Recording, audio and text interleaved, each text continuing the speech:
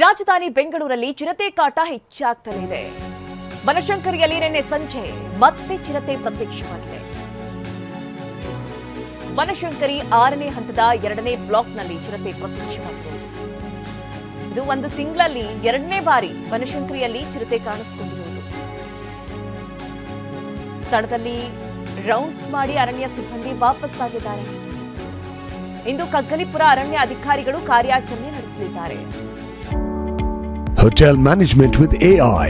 Join IIHM, International Institute of Hotel Management. ನೋಡಿ, ಅಲ್ಲಿನ ನಿವಾಸಿಗಳಲ್ಲಿ ಒಂದು ಕಡೆ ಆತಂಕ. ದೃಶ್ಯಗಳನ್ನು ಗಮನಿಸ್ತಾ ಇದ್ದೀರಿ, ಚಿರತೆ ಯಾವ ರೀತಿ ಓಡಾಡ್ತಾ ಇದೆ ಅಲ್ಲಿ ಸುತ್ತಮುತ್ತ ಅಂತ.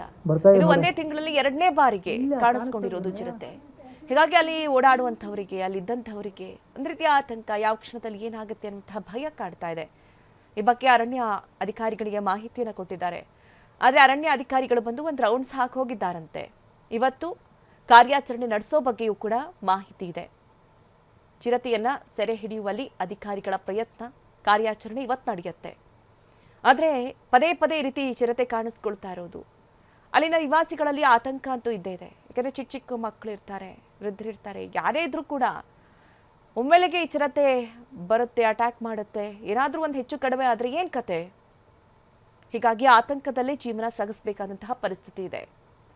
ಬನಶಂಕರಿಯ 6ನೇ ಕ್ರಾಸ್ನ 2ನೇ ಬ್ಲಾಕ್ನಲ್ಲಿ ಈ ರೀತಿ ಪ್ರತ್ಯಕ್ಷವಾಗಿರೋದು ಚಿರತೆ. ನೋಡಿ, ಬೆಂಗಳೂರಿನ ಸುತ್ತಮುತ್ತ ಭಾಗದಲ್ಲಿ ಆಗಾಗ ಈ ರೀತಿ ಚಿರತೆ ಪ್ರತ್ಯಕ್ಷವಾಗ್ತಾ ಇರೋದು.